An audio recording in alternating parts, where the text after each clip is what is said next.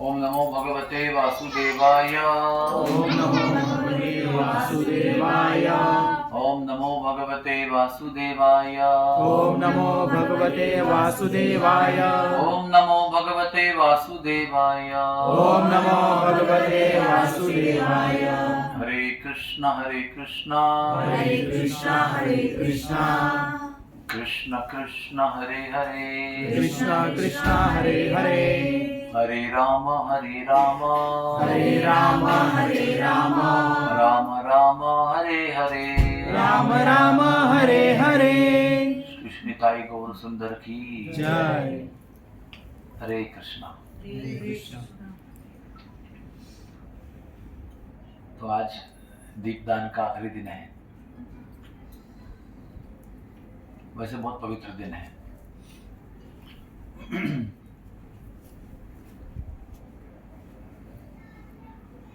तो आज के दिन यशोदा देवी कृष्ण के लिए गर्भवती हुई थी, कार्तिक पूर्णिमा के दिन।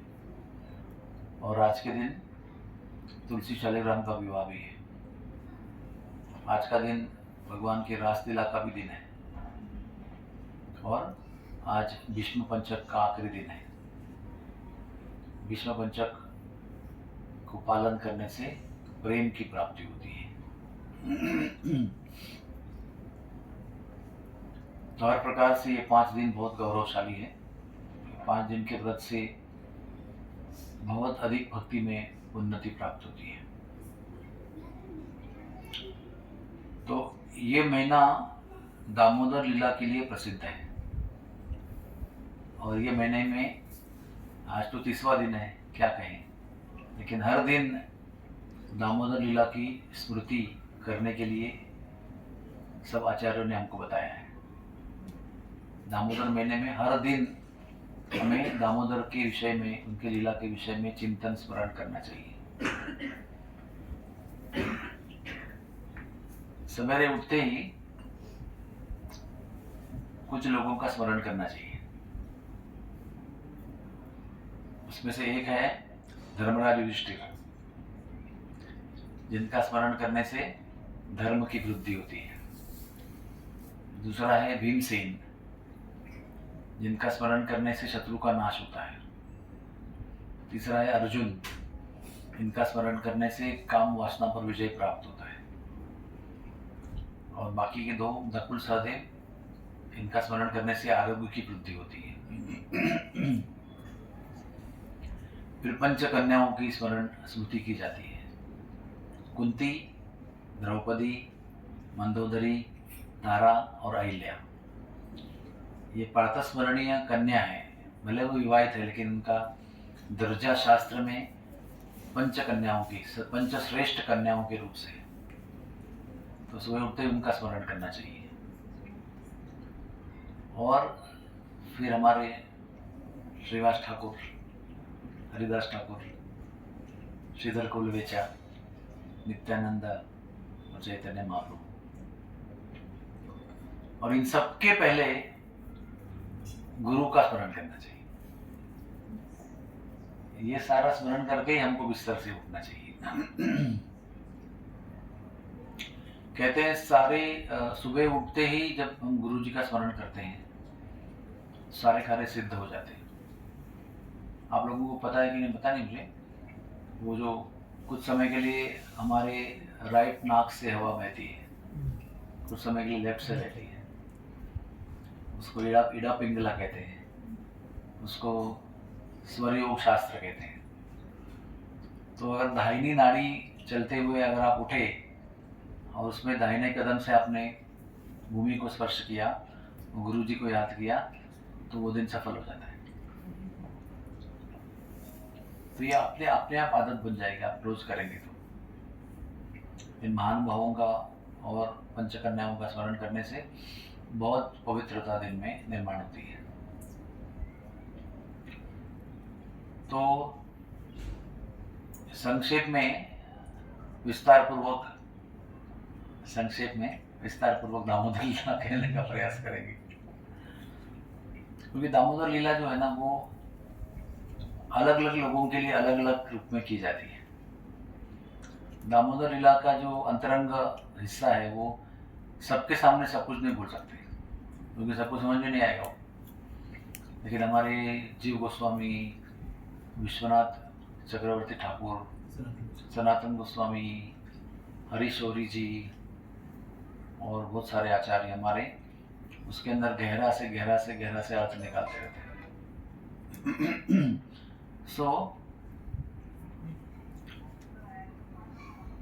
सबसे पहले भगवान सो रहे थे और उस दिन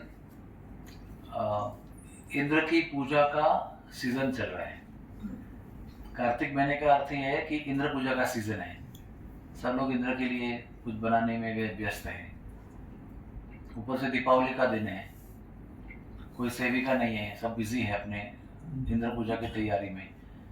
और मैया को लगता है कि मेरा बालक बहुत इधर उधर जाके खाता है, तो अभी मैं सोचती हूँ मैं ही बनाती हूँ मक्खन, तो बेस्ट ऑफ बेस्ट मक्खन बनाऊंगी तो शायद वो किसी का और घर पे नहीं खाएगा।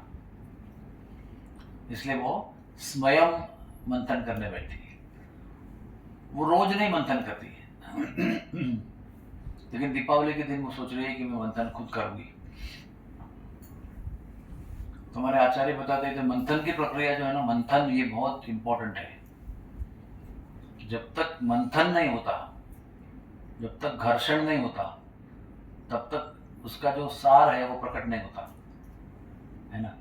जो छुपा हुआ है दूध दही के अंदर, मक्खन, वो मंथन के प्रयास और घर्षण के बिना प्रकट नहीं होता। तो यशोदा मैया वो मंथन की प्रक्रिया कर रही है और धीरे धीरे मक्खन प्रकट हो रहा है। और वो हमारे आचार्य बताते हैं कि मन में तीव्र कृष्ण की स्मृति है, मुख में कृष्ण का गुणगान है और इंद्रियां कृष्ण की सेवा में है। ऐसा बेस्ट पोजीशन है यशोदा का।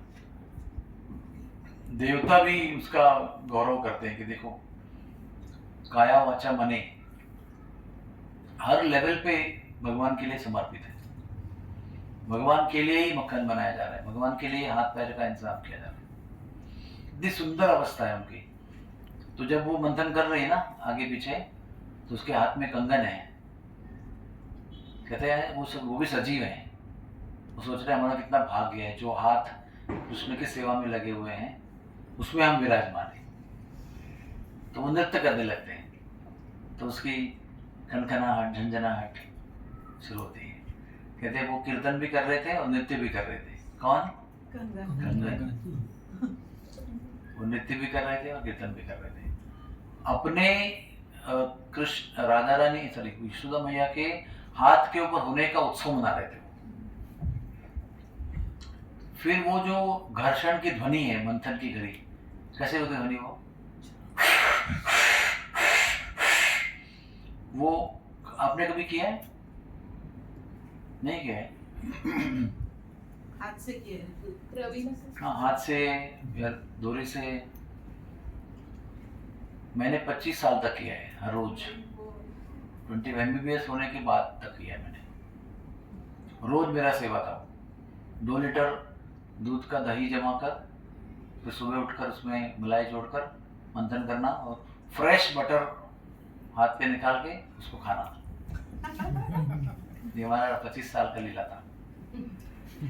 भारतवर्ष में जन्म लिए हुए हर एक व्यक्ति को मक्खन बनाने की प्रक्रिया आनी ही चाहिए, और नहीं आ रही अभी तक तो अभी आपको सीखना ही चाहिए।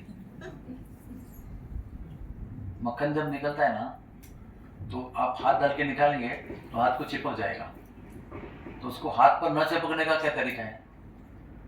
उसके पहले अपने हाथ से तेल डालकर आटा मलने का, फिर जो हमारी उंगलियों पर तेल का लेयर होगा उससे आप निकालेंगे तो ऐसा अपने आप मक्खन गिर जाएगा, एक भी लगेगा नहीं हाथ। तो मैं आटा भी मलता था 80 रोटी का। एक टाइम पे 80 रोटी का आटा मैं खुद मलता था और 80 रोटियां बनाकर स्कूल जाता था। क्योंकि मेरी दादी गुजर गई थी तब मैं 10 साल का था। दादी रोटी बनाने में एक्सपर्ट थी, मम्मी रोटी बनाने को नहीं जानती थी, को साउथ इंडियन नहीं जानती थी वो। तो फिर एकदम घर में 10 लोग थे ऐसे, भीमसेन जैसे। तभी आपकी सिस्टर्स भी थे ना लेकिन। तो वो कभी मॉर्निंग स्कूल में जाती थी, कभी आफ्टरनून में जाती थी। तो जब सिस्टर मॉर्निंग स्कूल जाती थी तो सुबह की रोटी मैं बनाता था, और बनाकर मैं, मेरा स्कूल आफ्टरनून, हमारे स्कूल में बॉयज़ एंड गर्ल्स स्कूल था। तो कभी बॉयज़ का स्कूल अगर दोपहर में होगा तो वो टर्म में गर्ल्स का स्कूल मॉर्निंग में होता था। तो कभी टर्म चेंज हो गया तो बॉयज़ का स्कूल मॉर्निंग में होता था, तो गर्ल्स का स्कूल आफ्टरनून में होता था। तो अगर सिस्टर सुबह स्कूल गई है तो फिर दोपहर 12:30 बजे आएगी, तो मेरा दोपहर को स्कूल होगा तो मैं सुबह 10:30 to 12 o'clock तक रोटी बनाऊंगा और जाऊंगा। मैं बेलता था, बनाता था, मम्मी उसको सेकती थी, और 80 होने के बाद में मैं स्कूल चला जाता। तो एनीवेज, वो ध्वनि से, मंथन की ध्वनि से कृष्ण की नींद टूटी। कृष्ण उस दिन लेट तक सो रहे थे। तो बाल कृष्ण की जब नींद टूटी तो उनको सबसे पहले माता के स्तन दूध की याद आई। तो सुखदेव जी कहते हैं स्तन्य काम, जिनको कुछ काम नहीं है, यानी कोई इच्छा नहीं है, जो इच्छा के परे है, उनको भी स्तन्य काम कहा गया है। अर्थात उनको स्तन्य, स्तन्य का मतलब क्या है? दूध, जो स्तन से निकलता है उसको स्तन्य कहते हैं। तो उसकी कामना की उन्होंने उठते ही। तो पहले तो देखा कि भाई माँ तो है नहीं, तो आके मल मल के देखा तो माँ है नहीं, लेकिन उसकी आवाज आ रही थी। उधर देखा तो उधर माँ को देखा, माता वहां पर मग्न होकर मंथन कर रही है। तो इसने यहाँ पर ऊ करना शुरू किया। हमारे बालक भी ऐसे करते, जब भी वो रोते नहीं है लेकिन ऐसे आवाज करते कि अटेंड टू मी, मेरे को ध्यान दो, मैं भूल गया हूँ अभी। तो वो ऊ करने से सुना नहीं पड़ा, क्योंकि उसके कंगन की ध्वनि, उसके मंथन की ध्वनि, उसके गीत की ध्वनि, उसका चिंतन, उसकी मग्नता तो सुना नहीं पड़ा। फिर वो उदास होकर निकले और चलते चलते मम्मी के पीछे गए और साड़ी खींची मम्मी की। फिर मम्मी ने मंथन रोका नहीं। फिर जाकर बाल कृष्ण ने, दामोदर ने मथनी को ही पकड़ा। तो मथनी को पकड़ा तो कैसे जाएगा ऐसे ऐसे, तो उसको बंद करना पड़ा। बंद करने के बाद में कुछ नहीं किया यशोदा ने। जो पाँव मोड़कर बैठी थी उस एक पाँव पर पैर रखे, वो चढ़ गए उसके ऊपर और खुद जाके स्तनपान करने लगे अपने आप। तो जब हमारे आचार्य कहते हैं, जब भी वो बिस्तर में सो रहे थे और मैया बहुत सुंदर मक्खन बना रही थी, तो स्तन में जो दूध था वो सोच रहा था कि इतनी सुंदर मैया इतना सुंदर मक्खन बना रही है तो हमें कौन पिएगा। इतने दिनों से हमको ठाकुर जी पीते आ रहे हैं, लेकिन आज मैया खुद बैठी है स्वयं अपने हाथ से मक्खन बनाने को, तो इतना स्वादिष्ट मक्खन बनेगा तो हमें कौन पिएगा। तो वो बार बार बाहर निकलकर मैया को बताने का प्रयास कर रहे थे कि हमें पिलाओ, उनको हमें पिलाओ, हमें पिलाओ। ये एक कारण है उसका। दूसरा कारण ये है कि जिसके लिए मक्खन बनाया जा रहा है उसके प्रति इतना वात्सल्य का अनुभव कर रही थी मैया कि वात्सल्य से ही उसके स्तन से दूध निकल रहा था। क्या बताऊं आपको, यशोदा मैया का इतनी महिमा है कि यशोदा मैया को ऐसा कभी भी समय नहीं था जब उसका सामने का वस्त्र गीला नहीं था। 24/7 उनका वक्षस्थल गीला रहता था, एक प्रेम से बहने वाले अश्रु से और एक स्तन से निकलने वाले दूध से। इतना प्रेम कि सदैव वो जब चलती थी ना, तो ऐसा जीव गोस्वामी वर्णन करते हैं कि जहां से भी चलती थी वो सब दूध का सिंचन करती चलती थी, constantly drenching the floor with milk drops. और ज्यादा करके जब कृष्ण आते थे ना गैया चराने के लिए, तो वो अपने रसोई से जहाँ से भी छत पे आती थी, और छत पे एक जगह है यशोदा बैठक, बहुत सुंदर जगह है वो, एकदम ऊपर छत पर है वो, अभी भी है, एक सुंदर छतरी है ऊपर, तो उसका नाम है यशोदा बैठक। और वहाँ पर जाकर वो देखती थी कौन सी दिशा में गया है, एक तो दिशा में कौन सी गया है वो देखती थी, और एक आकाश में देखती थी सूरज कितना ऊपर है, कब नीचे आएगा, अभी तक इतना ऊपर क्यों है, इतना स्लो क्यों जा रहा है। ये दो चिंतन थे उसके, और ये हर 15 मिनट में, हर 20 मिनट में जाके देख के आती थी कब आएगा कब आएगा। तो जितनी बार जाती थी वो रास्ता गीला करके जाती थी कॉन्स्टेंटली। कहते यशोदा की जो आंखें थी ना, ये नीचे की पलक ना हमेशा ऐसे अश्रु से भरे रहते थे, कांस्टेंट, और कॉन्स्टेंटली उसमें से अश्रु निकलते रहते थे। ऐसी यशोदा मैया, इसलिए वो स्थान बहुत उत्कट है।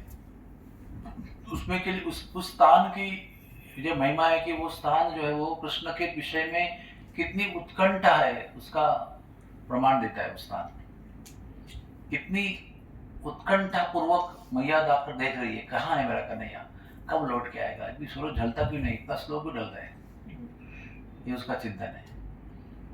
तो वो मैया जो है वो वात्सल्य के भाव से मंथन कर रही है, तो भी दूध निकल रहा है, और वो दूध भी सोच रहा है कि अगर मैं बैठा रहूं, बाहर निकलूं नहीं, तो मैया को याद कैसे आएगा कि मुझे पिलाना है उसको। इसलिए वो बार बार बाहर आके एक तरह से मैया को संकेत दे रहा है। फिर उतने में कन्हैया जी आए और उन्होंने स्तनपान करना अपने आप शुरू किया। उसका बहुत डिटेल में वर्णन दिया है, कि बहुत सुंदर वर्णन दिया, पर मैं भी यहाँ पर नहीं बताऊंगा। तो जो स्तन्य था, यानी स्तन का दूध था, उसको समाधान प्राप्त हुआ कि भाई भगवान ने हमको त्याग नहीं दिया, मक्खन के लिए हमको त्याग नहीं दिया। और अभी मक्खन जो आया हुआ है वो सोच रहा है हमारा क्या होगा, अभी स्तनपान करेंगे, मैया का दूध तो हम तो कभी कभी बनेंगे, हमारा तो मंथन करने के बाद में हम प्रकट होते हैं, तो हमारा अपीयरेंस जो है लिमिटेड है, मंथन करेंगे तो हम प्रकट हो जाएंगे, तो हम तो वैसे ही दही में छुपे रहेंगे। लेकिन मैया का दूध तो 24/7 है, जब चाहे तब निकलता है। तो अभी अगर मैया के स्तन पे ठाकुर जी लगे हुए हैं तो हमें ठाकुर जी कैसे खाएंगे, ये एक और एक डिस्कशन हो रहा है मन में। अचानक दूध जलने की खुशबू आती है, तो हमारे आचार्य बताते हैं कि और एक दूध है पुष्पगंधा, वो स्टोव पर रखा हुआ है, चूल्हे पर रखा हुआ है। वो सोच रहा है कि अगर मैया का स्तनपान कर किया जा रहा है तो हमें कौन पिएगा, हमारे क्या वैल्यू है। तो अगर हमें अगर प्राशन नहीं किया जाएगा, नहीं पिया जाएगा, तो हमें यही आत्महत्या कर लेनी चाहिए। और वो आत्महत्या भी ऐसे करनी चाहिए, जब मैया आएगी तो मैया के सामने आत्महत्या करनी चाहिए। तो थोड़ा सा गिर के वो जब वो आई तो मैया छोड़ के भागी, तो जब मैया पहुंची तो दूध बाहर निकला पूरा उसके सामने ही, अग्नि में प्रवेश करने के लिए।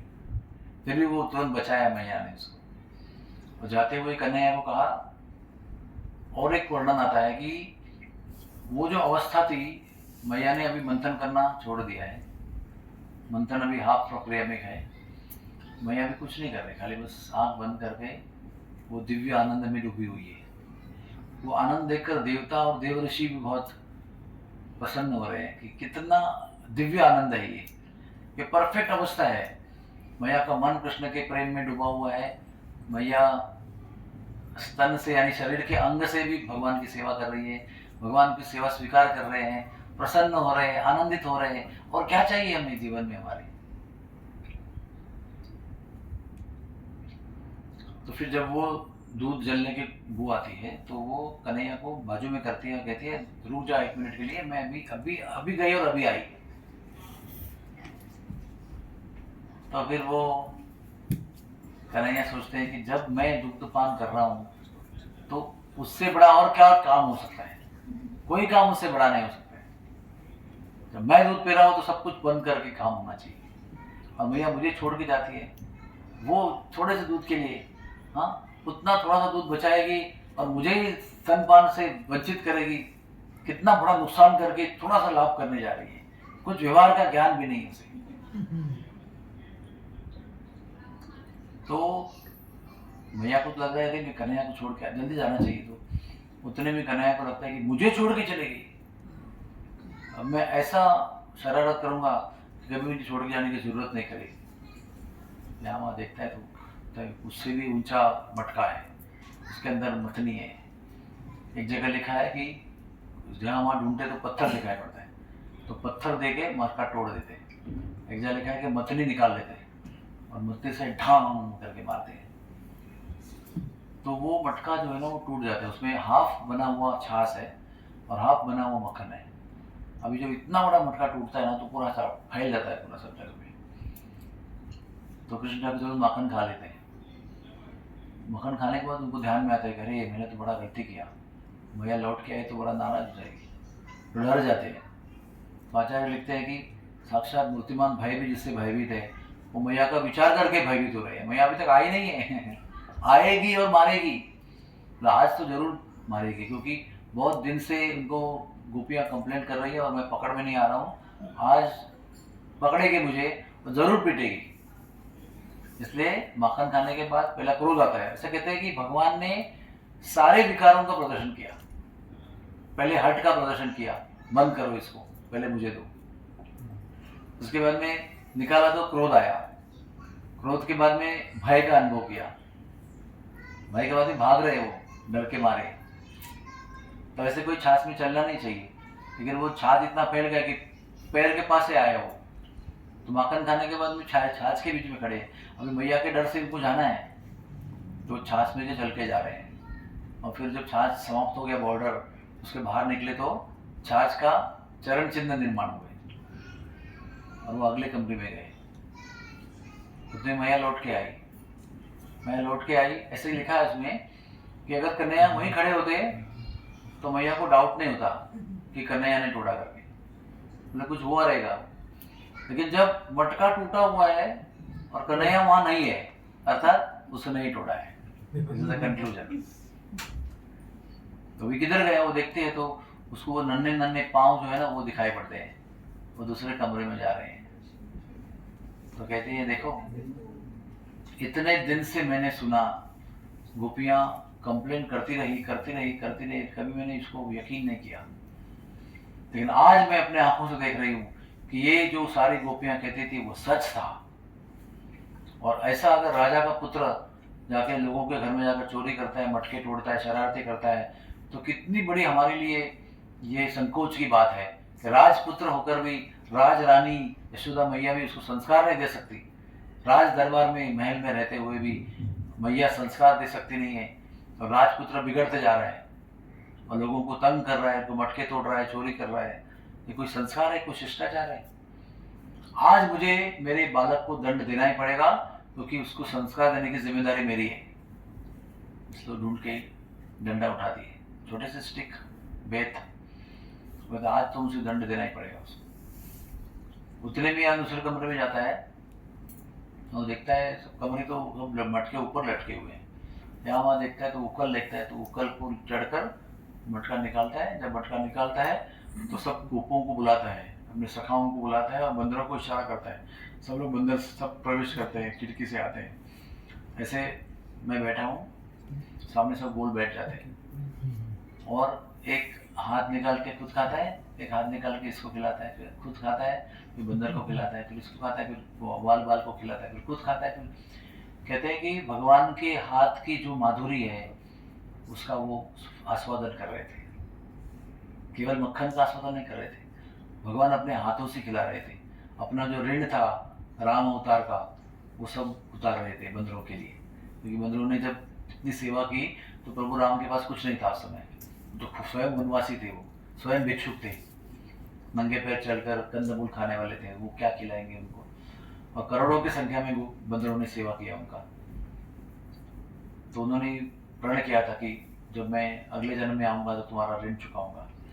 तो सारे बांदर लोग वापस जन्म लिए और भगवान ने अपने हाथ से उनको अनंत बार खिलाया, उनके हाथ में खेल खेला, उनके साथ में सब कुछ किया उन्होंने। सखा थे भगवान के वो, सबको बड़े प्रेम से खिला रहे हैं।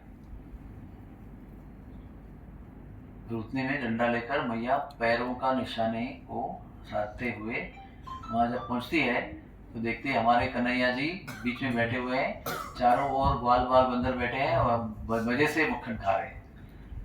तो सबसे पहले मक्खन खाने वाले बंदर जो थे उन्होंने मैया को देखा, हाथ में डंडा देखा तो वो तुरंत भाग गए। जब वो मुंह खोल के डर के भाग गए तो कन्हैया समझ गए कि वो मुड़ के देखा तो पीछे मैया खड़ी है, तो भी उठ के भाग गए। और अभी मैया उसके पीछे भाग रही है और जब कथा होती है तो केवल कथा की ओर ही देखना चाहिए, इधर उधर नहीं देखना चाहिए। कथा डूब कर कहनी चाहिए और कथा डूब कर सुननी चाहिए। या आई जिंदगी भर ध्यान रखना। सबसे बड़ा विक्षेप क्या होता कथा में, बताओ? इधर लेट आने वाले लोग उनको सब देखते हैं, कौन आया। दूसरा विक्षेप क्या है? नींद आती है। तीसरा विक्षेप क्या है? विक्षेप यानी अलग विचार मन में आते हैं। कथा चल रही है और हमें विचार चल रहा है कि ये भी वो सीरियल मिस हो गया मेरा, वो मुझे कॉलेज जाना था, वो मंदिर जाना था, इधर जाना था, सब्जी लाना भूल गया। 50 विचार प्रपंच के मन में आते हैं। वो एक्चुअल विक्षेप है यानी डिस्ट्रैक्शन। एक है जाड्य यानी नींद आना, एक है डिसइंटरेस्ट यानी नो इंटरेस्ट। क्या पता नहीं बक रहा है, कुछ ना कुछ बोल रहा है, कंगन बोल रहे हैं, बोलते हैं मक्खन भी बोल रहे हैं, क्या है सब ये? कहाँ से पढ़ के आते हैं सब ये? मक्खन भी बोल रहे हैं, कंगन भी बोल रहे हैं, घुंघरू भी बोल रहे हैं। चंदा भी बोले राधा, सूरज भी बोले राधा, तारों से झिलमिल के आवाज आई राधे राधे। तबीयत ठीक है आपकी? तो अभी मैया भाग रही है, कन्हैया भाग रहे हैं। तो मैया तो बुजुर्ग है, उसके बड़े बड़े शरीर के अंग हैं, वजन ज्यादा है, उम्र भी ज्यादा है, बालक छोटा सा है, नटखट है, एक्टिव है बहुत, भाग रहा है, मैया भाग रही है। लेकिन कहते हैं कि बार बार पीछे मुड़ मुड़ के बालक भाग रहा है। उसका भी एक साइंस है जो हमारे आचार्य बताते हैं कि वो मैया से बहुत दूर भी नहीं भाग रहे हैं और पकड़ में आएंगे इतना पास में भाग रहे हैं, इतना डिस्टेंस रख रहे हैं कि मैया को लगना चाहिए पकड़ लूंगी उसको, पकड़ लूंगी, उतना पास है, लेकिन इतना पास नहीं कि पकड़ पाए। और बहुत दूर चला गया तो मैया को होपलेस लगेगा कि मैं पकड़ ही नहीं पाऊंगी, इतना दूर मैं कैसे भागूंगी। तो मैया दौड़ती रहे और पकड़ भी ना पाए, इतना डिस्टेंस रख रहे हो। वो डिस्टेंस रखने के लिए बार बार मुड़ के देख रहे हैं कितना पास में आ रही है, इतना दूर जा रहे हैं, ताकि वो पकड़ने का हौसला बनाए रखें कि मैं पकड़ूंगी इसको, आज पकड़ूंगी। तो देखो मैया को तो रोज मंथन करने की तो आदत नहीं थी, बहुत दासी करती थी। आज सुबह वो भी मेहनत किया उन्होंने, हाथ भी थक गए उनके, ऊपर से कन्हैया दौड़ा रहा है, पैर भी दुख रहे हैं, तो उनके माथे से पसीना आने लगा, परिश्रम हुआ बहुत। तो माथे पर फूल थे उनके, मधुमालती के फूल थे। तो फूल में 2 ग्रुप था। एक ग्रुप का फूल जो है वो सोच रहा है कि एक ग्रुप का फूल सोच रहा है कि हम लोगों के वजन से मैया का वजन बढ़ रहा है, तो मैया को पकड़ में नहीं आ रहा है ठाकुर जी, तो हमको सर पे नहीं होना चाहिए। और मैया ठाकुर जी को पकड़ने जा रही है, ठाकुर जी को कौन पकड़ सकता है? बोलते तप करके मन बहुत शुद्ध हो जाता है, लेकिन तप करके शुद्ध हुआ मन भी जो है वो भी ठाकुर को पकड़ नहीं सकता है। समझ में आपको आया? तप करने से मन बहुत शुद्ध होता है, तपस्या, नियम पालन, व्रत करने से मन पवित्र हो जाता है। लेकिन वो तप किया हुआ पवित्र मन जो है वो ठाकुर जी उसके पकड़ में नहीं आ सकते। वो ठाकुर जी को पकड़ में आने के लिए मैया दौड़ रही है, तो हम उसके सर पे कैसे हो सकते हैं? हमको चरणों में होना चाहिए, वजन भी कम हो जाएगा। तो सब धनाधर चरणों में गिर रहे हैं। दूसरे ग्रुप के फूल जो है वो सोच रहे हैं कि हम ठाकुर जी के पक्ष में हैं, और ये ठाकुर जी को दंड देने वाली है, हम उसके अपराध में सहभागी नहीं होने वाले, हम बाजू में हट जाएंगे। Why should be with her, हम उसके साथ में क्यों रहे? हमारे ठाकुर जी को पकड़ के दंड देने वाली है, इसलिए वो भी गिर रहे थे। और बार बार मुड़कर फिर ठाकुर जी ने देखा कि मैया ने बहुत परिश्रम किया, बहुत थक गए, अभी मैं पकड़ा जाता हूं। तो मैया ने नहीं पकड़ा, ठाकुर जी ने अपने आप को पकड़ाया, यानी he gave himself and she caught him। तो कि आज मैं तुझे छोड़ूंगी नहीं, बहुत दिन से तुम्हारे विषय में मैंने शरारतें सुनी है और फिर भी नहीं माना है, तुम्हारे पक्ष में बात की है, तुमको सब बोला है कि इसको पकड़ के लेके आओ, और तुम्हारे विषय में मैंने सपोर्ट किया है तुमको, लेकिन सब झूठ था। आज समझ में आया कि तुम कितने शरारती हो और तुम हकीकत में तुम दोषी हो। आज तुम्हें मैं दंड दूंगी। ऐसा करके पकड़ा हुआ है और हाथ में डंडा है, तो वो डंडा हाथ में देखकर ना कन्हैया कांप रहे हैं एकदम।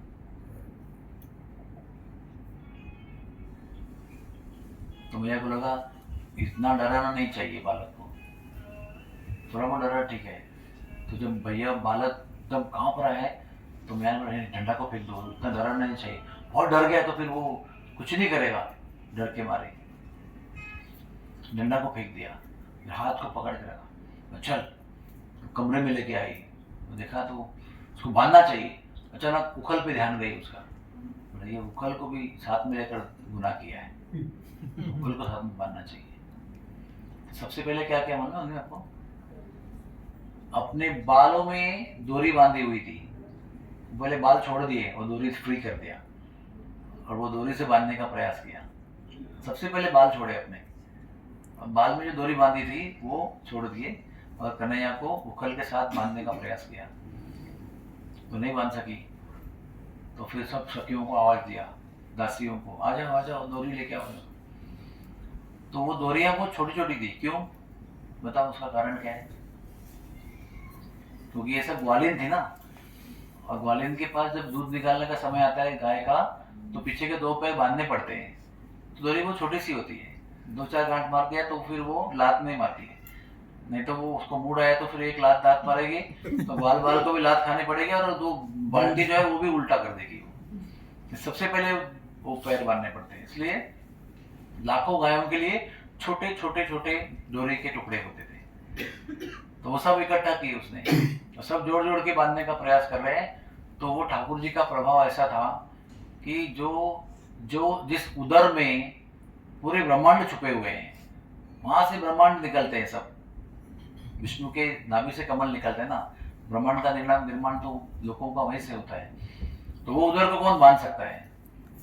तो सृष्टि का निर्माण का स्रोत है वो पूरा। तो बहुत प्रयास होने के बाद देखते हैं तो दूरी छोटी हो जा रही है, बांधने का प्रयास करती तो छोटी हो जा रही है। अभी भैया तीसरी मेहनत कर रही है, सुबह मंथन की मेहनत की, बार भागने की मेहनत की, अभी बांधने की मेहनत कर रही है। भैया थकती जा रही है। तो कपाल प्रदेश पर घर्म बिंदु आ रहे हैं, टपक रहे नीचे, और वो कहते ठाकुर जी ना जैसे पकड़ा ना तो बहुत जोर से रोए, इतना रोए कि लगेगा बाप रे, कोई मैया मालक को इतना अपराध, इतना दंड दे रही, इतना दुष्ट मैया कैसे रोए? इतना जोर से रोए कि सुनने वाले को लगे कि कैसी दुष्ट मैया है। ठाकुर जी बड़े चालाक है, वो कोई दुखी नहीं हो रहा है, लेकिन वो ऐसा सबको ऐसा फीलिंग माहौल क्रिएट करना चाहते हैं कि देखो कितनी दुष्ट है मेरी मैया, मैंने ऐसा क्या किया, मैंने किया क्या ऐसे, मुझे इतना मार रही है, इतना मान रही है। सब गोपियां भाग भाग के, क्या हो गया क्या हो गया, तुम जो चुप, सब चुप रहो, तुम सब चुप रहो, किसी को बोलने की जरूरत नहीं है, आज मैं दंड देते रहूंगी इसको। जो गोपियां भी चुप हो गई, तो कुछ गोपियां आई, बोले अरे मैया छोड़ो उसको, छोड़ दो। उसमें भी दो टाइप की गोपियां थी। एक टाइप की गोपियां रोज सोचती थी कि मेरे घर पे आ जाए और खाए मक्खन, और खिलाती भी थी, तो बड़ी दुखी हो रही है, मत छोड़ो मत करो, छोड़ दो। दूसरी गोपी आ गई, अच्छा हो गया। वो कौन सी गोपी थी?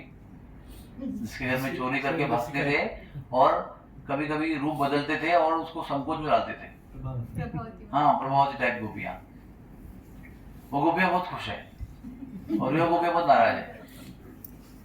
फिर बाल भी आए जो बांधना होता है, मत बांधो। वो कौन बोल रहे हैं? दो टाइप के बाल है। वो कौन बोल रहे हैं मत बांधो? जो रोज चोरी करके भागने में सफल होते थे। वो बोल रहे अरे हम तो आज फ्री है, हमारा सरदार पटक गया, दुखी है वो। और दूसरे वाला बहुत खुश है, अच्छा हो गया, क्योंकि हर बार सब चोरी करते हैं और हमको पकड़ के हमको पीटते हैं, आज अच्छा हुआ पहली बार पकड़ा गया है, कम से कम हम फ्री है और वो पीटा जा रहा है, अच्छा है। ऐसे मिश्र भावनाओं का अनुभव कर रहे हैं, आधे फ्रेंड ऐसे, आधे फ्रेंड वैसे, आधी गोपियां ऐसी, आधी गोपियां वैसी। बहुत देर के प्रयास में ना घर के सारे दूरी खत्म हो गई। तो यशोदा मैया ने सारी गोपियों को बुलाया, जितने भी गोपियां थी गोकुल में, बोले जाओ अपने गौशाला से डोरी लेके आओ। तो राधानाथ महाराज बताते हैं कि उस दिन पूरे गोकुल की सारी डोरियां नंद भवन में इकट्ठा हो गई। तो फेस्टिवल ऑफ रोप्स, वो डोरियों का उत्सव हो गया कि सारी डोरियां जो है वो सारी इकट्ठा हो गई सारे गौशाला से, और सारी डोरियों को जोड़ जोड़ कर भी ठाकुर के उदर को बांध नहीं सके। फिर ठाकुर ने देखा मैया बहुत थक रही है, मैया अचंभित भी हो रही है, ये क्या हो रहा है, इतना डोरी जोड़ा फिर भी जब घाट मारने का समय आता है तो वो छोटी पड़ जाती है। तो आप सब जानते हैं उसका अर्थ क्या है। वो दो जो उंगलियां छोटी पड़ती हैं, वो एक उंगली है प्रयास की और एक उंगली है कृपा की। तो हमारे आचार्य बताते हैं हमारा काम एक ही है, इंद्रियों के साथ में मेहनत करना, कॉन्स्टेंटली हार्ड वर्क करना भगवान की सेवा में, ये हमारा काम है। जब तक हमारा इंद्रियों के द्वारा की हुई मेहनत पर्याप्त नहीं होती तब तक कृपा नहीं होती। इसलिए जीवन भर हमारे इंद्रियों को भगवान की सेवा में लगाकर हमको थकना चाहिए। जब हमारी इंद्रियों को भगवान की सेवा में लगाकर हम थक जाएंगे, हमारे जो गोस्वामी भी बताते हैं कि यशोदा मैया के स्तन भी कांप रहे थे आनंद में जब वो भगवान की सेवा में थे। इतनी यशोदा की हर इंद्रियों के ऋषिकेन सेवा भक्ति रुचते, ऐसे हर एक अवयव जो वो सेवा में था भगवान के, तो वो भी आनंद में भगवान की सेवा में, इसलिए आनंद से वो भी कांप रहे थे। इसलिए यशोदा मैया भी कांप रही है डर के, थक के। तब उसका पर्याप्त प्रयास होता है तो ठाकुर जी को दया आती है, बोला ठीक है बंध जाते हैं। ठाकुर जी को कोई पकड़ नहीं सकता है, ना कोई बांध सकता है, लेकिन जब प्रेम होता है तो वो खुद बंध जाते हैं। इसलिए कहा गया है कि अगर हमको भजन करने का समय आता है, जप करने का समय आता है और सेवा करने का समय आता है, तो सेवा करने का समय ठाकुर ज्यादा पकड़ में रहते हैं, क्योंकि जप में हम सो भी सकते हैं, कभी ध्यान से करेंगे नहीं करेंगे, इच्छा से करेंगे नहीं इच्छा से करेंगे, तो कैसे पकड़ में आए तो गारंटी नहीं उसकी। लेकिन सेवा में रहेंगे आप, सेवा में क्या बेनिफिट होता है कि आपका मन और आपकी स्मृति और आपकी क्रिया, ये 3 लेवल पे आप भगवान में व्यस्त रहते हो, काया वाचा मने। तो ट्रिपल इफेक्ट है उसका। तो ट्रिपल इफेक्ट इतना प्रभावी होता है कि हम सो नहीं सकते उस समय। इसलिए सेवा में भगवान जल्दी बंध जाते हैं, सेवा में बंधे रहते हैं, सेवा करने वाले के बंधन में रहते हो, उसके वश में रहते हैं। तो जब प्रयास हमारा पर्याप्त होता है, प्रामाणिक प्रयास, श्रवण रहती प्रभु, जब हमारा प्रामाणिक प्रयास होता है तब ठाकुर जी बंधना स्वीकार कर देते हैं, तब वो बंध जाते हैं। तो कभी भी हमारे प्रयास से ठाकुर जी बंध गए ऐसा सोचना नहीं चाहिए, क्योंकि हमारे प्रयास से वो बंध नहीं जाते हैं। हमारा प्रयास पर्याप्त करने की जो इच्छा है, हमारी समर्पण भावना है, उसको देखकर वो कृपा करते हैं और उस कृपा से वो बंध जाते हैं। हमारे प्रयास से बंध नहीं जाते, वो उस प्रयास को देखकर जब कृपा करते हैं स्वेच्छा से, उससे वो बन जाते हैं। बन जाते हैं तो ठाकुर जी कुछ बोले, यशस्वी भाव में आ जाती माया कि मैंने आखिर बांध लिया उसको। बहुत देर तक पजल में थी वो, क्या पता नहीं समझ में आ रहा है क्या हो रहा है, इतना देर से क्या जादू क्या है ये समझ में नहीं आ रहा है। बहुत डिप्रेशन भी आ रही थी थोड़ी सी बीच में, लेकिन जब यशस्वी हो गई तो एकदम जोश में आ गई, ठीक है बहुत काम है मुझे। एक कारण और बताते हैं आचार्य कि उन्होंने क्यों बांधा उसको, पीट के छोड़ के नहीं दिया। क्योंकि पीट के छोड़ दिया और बहुत ज्यादा नाराज हो गया तो बंदरों से बहुत लगा हुआ है इसको, तो जंगल में चला जाएगा, वापस लौट के नहीं आएगा। बांध के रखोगे तो कम से कम यही रहेगा, इसलिए बांधा उसको। क्योंकि बच्चों का भरोसा है ना, वो बोलती भी थी, हमसे संवाद होता था, तुम तो बंदर के जैसे हो, बंदरों की शरारतें करते हो। तो ठीक है, अगर मैं बंदर हूँ तो बंदरों के साथ रहता हूँ, इधर क्यों आऊंगा फिर मैं? तुम इतना बंदर को परेशान हो और मेरे बंदर के प्रेम से परेशान हो तो मैं नहीं आऊंगा घर पे, मैं बंदर के साथ रहूंगा। तो कई बार उसने बोल चुका था पहले से कि मैं जंगल में ही जाऊंगा, मैं घर पे आऊंगा नहीं। तो अगर मैं डांट दिया मार दिया तो परेशान हो गया तो चला जाएगा तो घर छोड़ के, इसलिए उसको बांध के रखा। कई कारण है उसके, एक एक ठाकुर जी के लीला के ऐसे वो करते हैं ना एनालिसिस, पूरा हर चीज का एक अर्थ निकालते हैं आचार्य हमारे। तो उसके बाद में बोलते हैं अभी इधर बैठो, कहीं जाने का नहीं, ये बहुत सारे काम है, तुम्हारे अंदर बहुत टाइम गया मेरा आज का, बड़ी बड़ी सेवाएं छोड़कर मैं व्यस्त हो गई तुम्हारे बीच में, पढ़ो यहाँ पे, आप कुछ जाने का नहीं किधर, मैं बेचारे मेरे का खुद काम है, चले जाते हैं किचन में। ठाकुर जी ऐसे रोते हैं ना, ऐसे रोते हैं कि क्या मालूम क्या लगेगा आपको, बाप रे कितना निष्पाप बालक है, कुछ भी नहीं किया है, इतना दंड दिया है उसको, बाप रे इतना दंड दिया है, इतना ऐसा, इतना रो रहे हैं। और जाते ही रोना बंद करते हैं और हंसना शुरू करते हैं। तो अभी मैं ऐसे सबक सिखाऊंगा मैया को, मैं जिंदगी को याद रखेगी। क्या समझती है मैया अपने आप को, मुझे मानती है, मुझे मानती है। इतना बड़ा क्या किया मैंने, इतना एक मटका टूट गया तो क्या बड़ा बात है, एक मटका क्या चीज होती है मेरे सामने, एक मटका टूट गया, एक मक्खन थोड़ा बह गया, एक दूध थोड़ा उबल के नष्ट हो गया, मेरे सामने क्या बड़ी बात है वो, फिर भी इतना दंड मिल रहा है मुझे। तो मैं भैया को ऐसा सबक सिखाऊंगा, दोबारा नहीं करेंगे ऐसा। वो इतना बड़ा उखल लेके उसको खींचने लगे, जो इम्पॉसिबल था, लेकिन भगवान के लिए कुछ इम्पॉसिबल नहीं है। पूरा पार करके महल के आंगन में, महल के आंगन को पार करके जंगल में चले जाते हैं, वो बराबर जाके वो दो पेड़ों के बीच में फंसाते हैं उसको। तो ठाकुर जी वहां पर क्यों गए, हमारे आचार्य बताते हैं ठाकुर जी को उन देवताओं के ऊपर कुछ भी कीमत नहीं था, वो देवताओं के लिए गए नहीं थे इधर, वो फिर किसके लिए गए बताओ, बताओ। उनको नारद मुनि पर प्रेम था, और नारद मुनि ने उनको 4 लाख साल पहले शाप दिया था कि तुम पेड़ बन जाओगे। तो नम्र हो गए, बोला क्षमा करो हमको, एकदम होश में आ गए, उतर गई पूरी उनकी शाप के बाद। तो बोले ठीक है, नंद के आंगन में पेड़ बनो, लेकिन 4 लाख साल तो रहना पड़ेगा। 4 लाख साल वो सत्ययुग से वहां खड़े हैं, भगवान की प्रतीक्षा में खड़े हैं, और भगवान की जन्म होने के बाद में भगवान की बाल लीलाओं का दर्शन कर रहे हैं रोज, पवित्र हो गए थे पूरे वो। लेकिन फिर भी भगवान उनके लिए परवाह नहीं कर रहे थे। उनको नारद मुनि की याद आई, क्योंकि नारद मुनि मेरे भक्त ने, मेरे प्रिय भक्त ने इन दोनों को वरदान दिया है, तो वो उसको पूरा करना मेरा काम है, इसलिए उनकी याद से गए वो।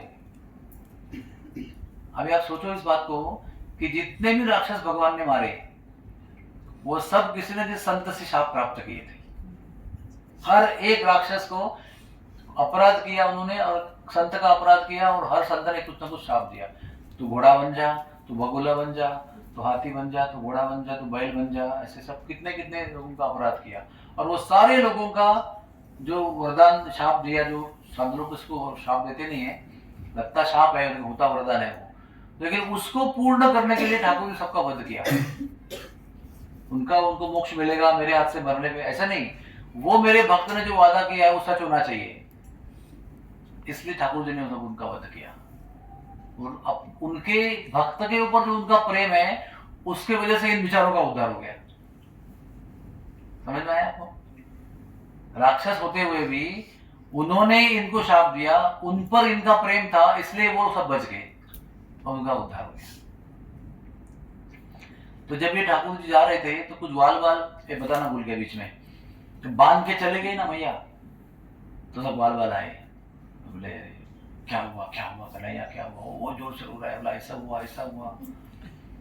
जिस दिन बांधा था ना उसको, उस दिन रोहिणी बलराम जी को लेकर उपरंत बाबा के घर पे गई थी, वो नहीं थे उधर, वो बार बार बोल रहे थे मेरा भैया यहाँ पर नहीं है, इसलिए तुम मुझे बांध रही हो, रोहिणी मैया नहीं है इसलिए तुम मुझे बांध रही हो, बार बार ताने दे रहे हो। फिर भी वो कहाँ परवाह करते, चले गई वो। फिर रोहिणी मैया भाग भाग के आई, फिर पूछा तो बोला ऐसा ऐसा किया, ऐसा किया। तो यशोदा देवी तो सीनियर है, वो रोहिणी क्या बोलेगी, चले जाती है। फिर बलराम जी आते हैं, अरे देखो देखो तुम्हारे नाम होते मेरे भैया ने मुझे ऐसा बांधा, ऐसा किया वैसा किया। अच्छा, तो वो ट्राई करते हैं गांठ छोड़ने का, वाल भी ट्राई करते हैं, हाँ, लेकिन वो छोड़ नहीं सकते हैं। मेरे आचार्य बताते वो तो वात्सल्य रस में बांधी हुई गांठ है, वो सख्य रस वाले छोड़ नहीं सकते उसको, वो निचले रस वाले हैं, बड़े रस वाले ने गांठ बांधी है, तो वो ट्राई करते छूटता नहीं है। तभी क्या करें, तो वो कहते हैं कि बलराम जी कहते हैं बल्लू भैया कुछ करो, तुम्हारे पास कुछ ना कुछ नुस्खा होगा, कुछ उपाय करो, छूटने रहा तो छुड़वाओ मुझे आप। तो मैं मैया से बात कर कहता हूँ, मेरा नेगोशिएशन करता हूँ। जाता है मैया के पास, भैया तूने पता है किसको बांधा है? किसको बांधा है? बोले वो विष्णु है, वैकुंठ नाथ है, वो सर्वलोक ब्रह्मांड के निर्माण करता है, अखिल ब्रह्मांड नायक है वो, सारी स्तुति करता है एक एक बार। तो यार अच्छा, वो देखती भी नहीं पीछे, वो अपना काम कर रही है, ये अपना बोलते जा रहा है बोलते जा रहा है, अच्छा अच्छा कर रहे हैं बोलते जा रहा है। बाद में अचानक मुड़ के बोलती है, तो वो इतना सारा है तो तू कौन है? बोलता मैं अनंत शेष हूँ, हजारों फन वाला हूँ, मैं ब्रह्मांड के नीचे रहता हूँ, सारे ब्रह्मांड को उठा के रखता हूँ, ये करता हूँ वो करता हूँ। ऐसा सुन रही ऐसा सुन के गुस्सा आता है, उसको डंडा उठाती है, बोले सारे अवतारों को मेरे घर पे होना था क्या? ये डंडा मार के भाग जाता है बलराम जी वहां से। तो आचार्य समझाते हैं कि बलराम तो सत्य बोल रहे थे ना, कुछ गलत बोल रहे थे क्या?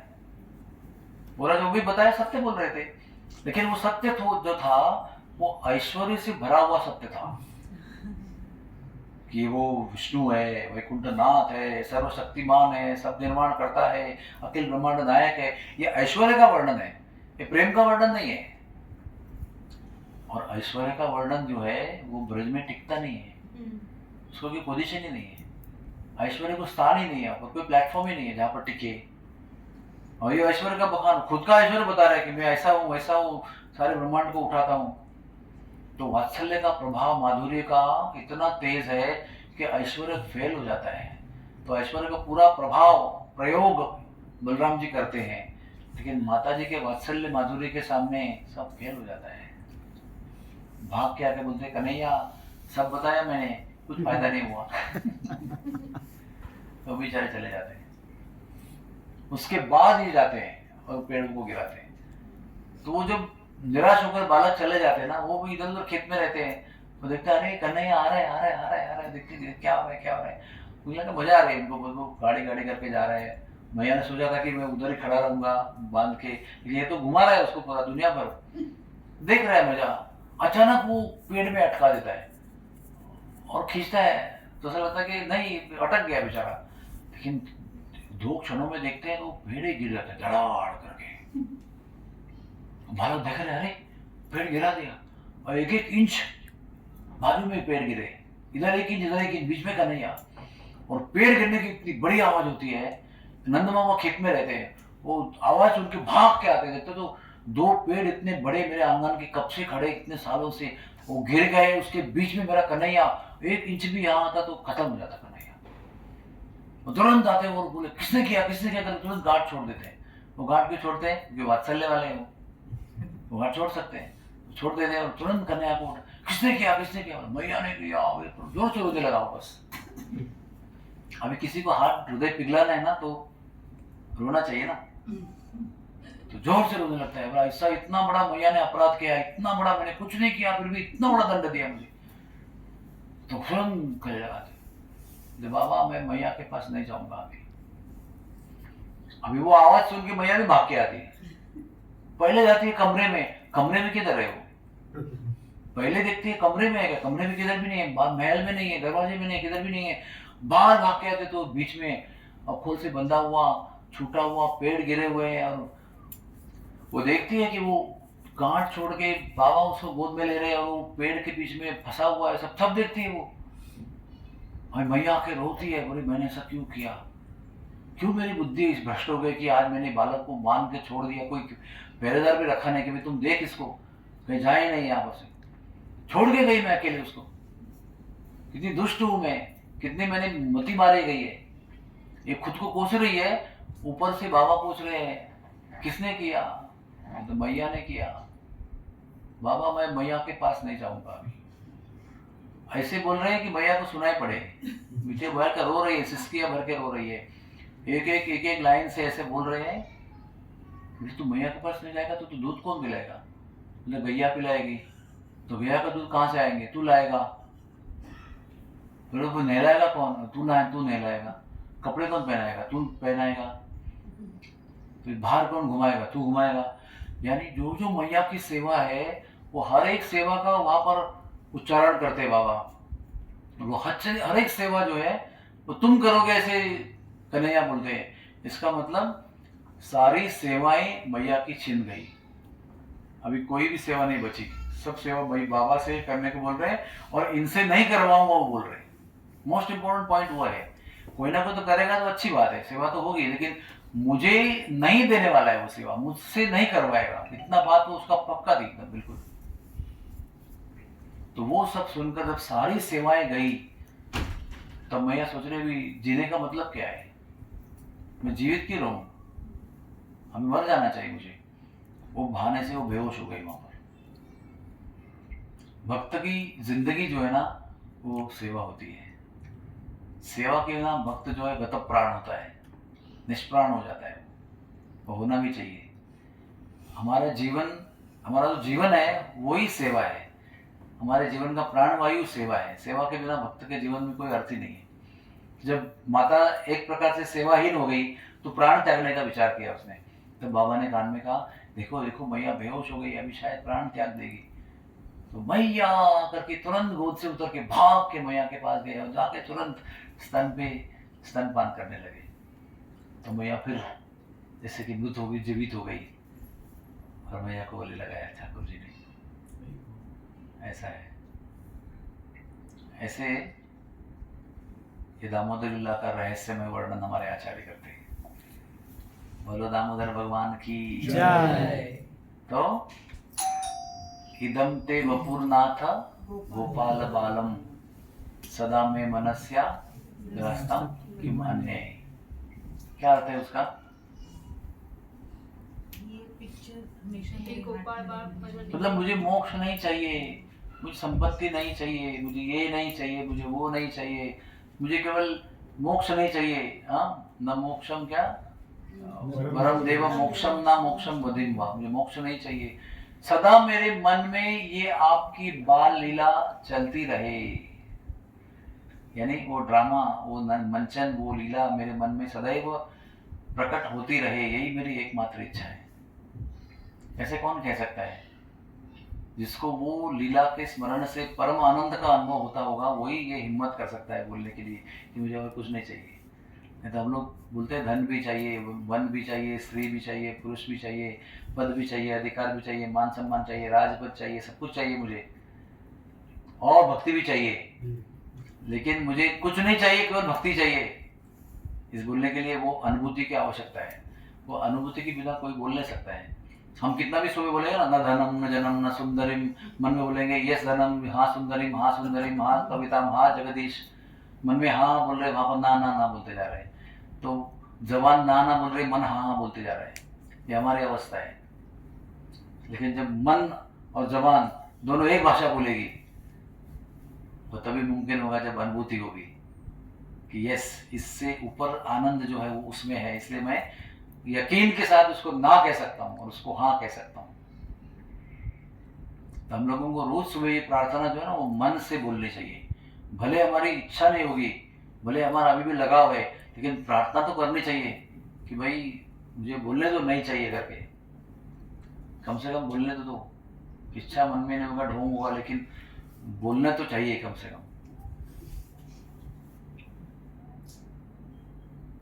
और यही जीवन है, बाकी सब बकवास है।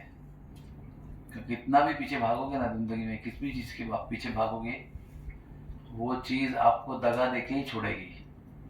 जिस चीज के पीछे हम भागेंगे वो चीज आपको दगा देके ही छोड़ेगी।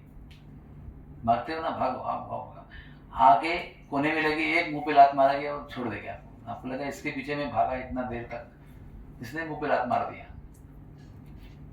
हर चीज दुनिया की ऐसी है, हर चीज। आप पैसा बोलो, परिवार बोलो, अधिकार बोलो, पद बोलो, आपका पोजीशन बोलो, आपका पावर बोलो, आप जो चाहिए बोलो, हर चीज आपके मुंह पे एक दिन लात मारने वाली है। तो बता देगी मेरे पीछे भागा ना, ले इसका परिणाम। लेकिन भगवान के पीछे भागेंगे तो भगवान भागेंगे बहुत दूर।